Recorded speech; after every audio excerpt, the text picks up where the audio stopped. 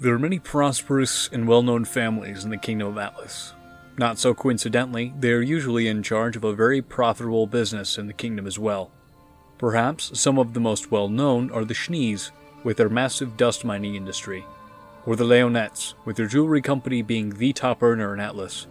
Perhaps you've heard of the Sirens, with their monopoly on the fishing business off the east coast of Atlas.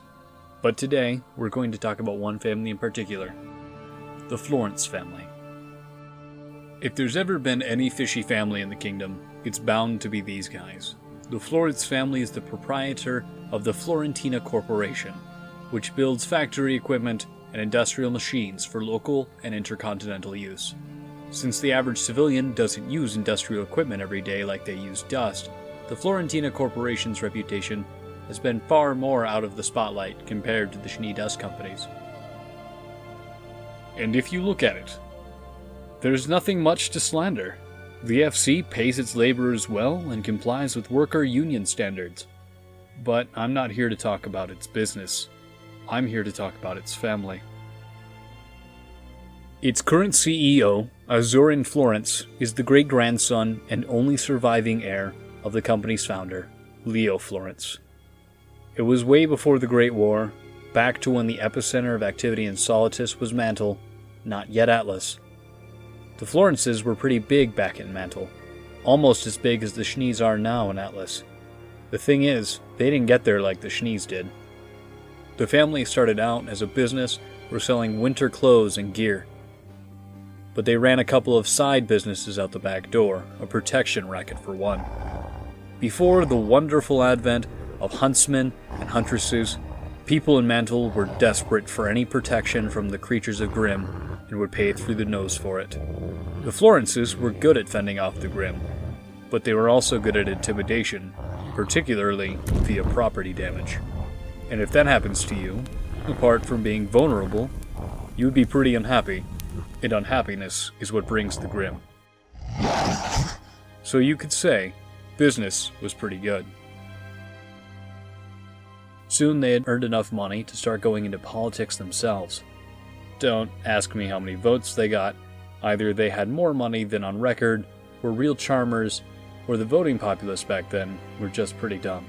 In any case, they held seats in city councils, and the business grew from embezzled taxes and pork barrel funds. They moved into the machinery business and the construction business as well. And then, the events that led to the Great War happened. Mantle's decree to abandon the arts and self-expression in hopes of deterring the Grimm attacks was passed. Many people approved, but a silent majority didn't like it at all. Turns out, when you try to suppress someone's emotion, it only gets stronger. Seeing a chance for more income, the Florences established a number of, I would say, speakeasies, but they were more like circuses really. In these contained underground establishments, people were free to express themselves as they had before.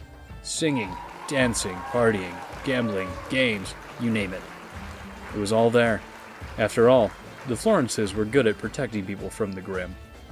So what did their customers have to lose? Besides Lien, of course, but you know, the thrill of breaking the law is worth the entrance fee. Things were looking up for the Florences until the incident. You see, a few years before, they had started looking into the dust mining business. In those days, the kings of the Dust Empire were the Borgians, and they didn't like the Florences moving in on their business. They reacted, rather violently. 12 of the Florence establishments were raided all at once, and though only one could be traced back to the Borgian family, the Florence dynasty went to war. A complicated set of events followed, some too weird to be fact but are, and some believable but are utter gossip.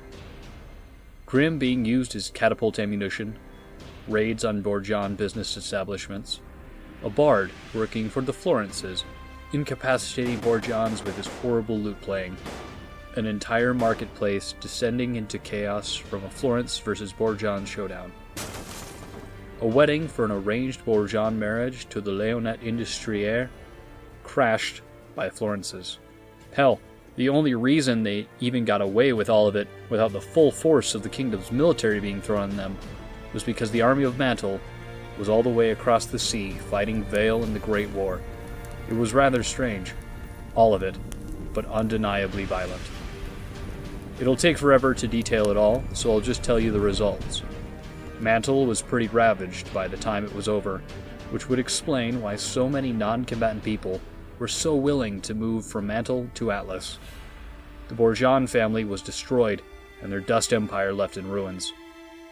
The Florence family lost property, lives, and reputation, but at the end of the day, there were more Florences alive than there were Borjans. They retired to the one legitimate business they had left, the machinery development business. That's what they centralized the Florentina Corporation around, and all other illicit business faded away.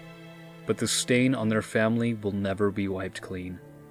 After the war, the Schnees took over the monopoly on dust that the Borjans left behind, and the Florences would never touch the dust business again, not even with a 90-mile stick.